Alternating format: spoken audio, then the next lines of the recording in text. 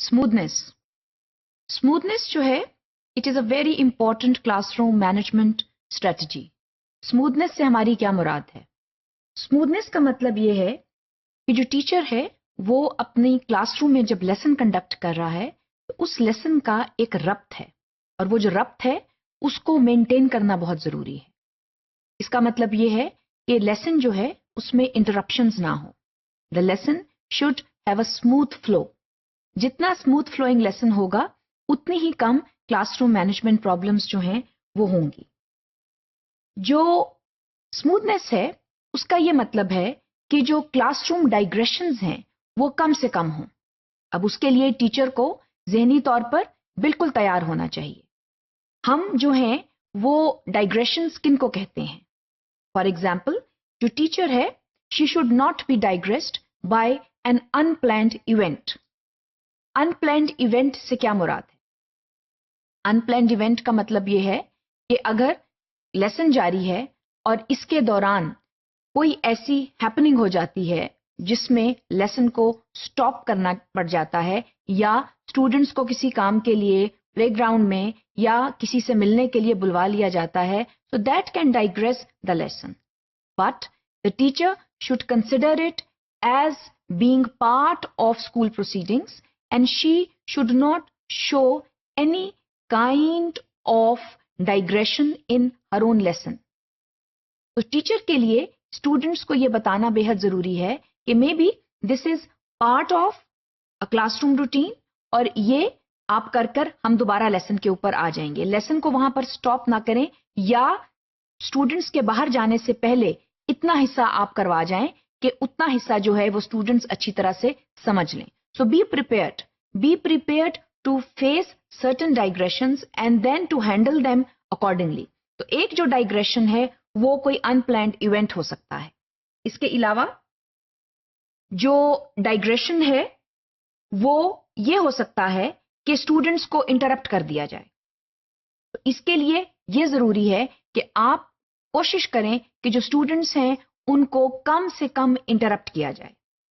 जैसा कि हमने पहले देखा कि कोई अनप्लैन्ड इवेंट जो है वो आ जाता है, अगर तो मजबूरी है तो ठीक है, लेकिन कोशिश ये करें कि कम से कम अनप्लैन्ड इवेंट्स जो हैं वो आए, ताकि जो डाइग्रेशन है लेसन का वो उतना ही कम हो.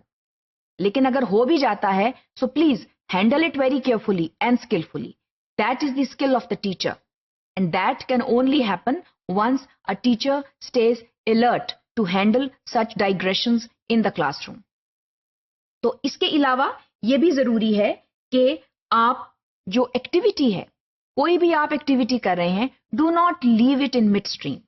जैसे कि मैंने आपको पहले बताया कि अगर कोई अनप्लैन्ड इवेंट आ गया है और स्टूडेंट्स को कहीं बाहर ले जाना है, तो कोशिश ये करें कि अपने लेसन का जो इंपॉर्टेंट हिस्सा है वो कंप्लीट कर लें, और उसके बाद बेशक अगर अनअवॉइडेबल है तो स्टूडेंट्स को आप भेज दें, लेकिन एक कॉन्सेप्ट, एक हिस्सा जो है वो मुकम्मल कर लें.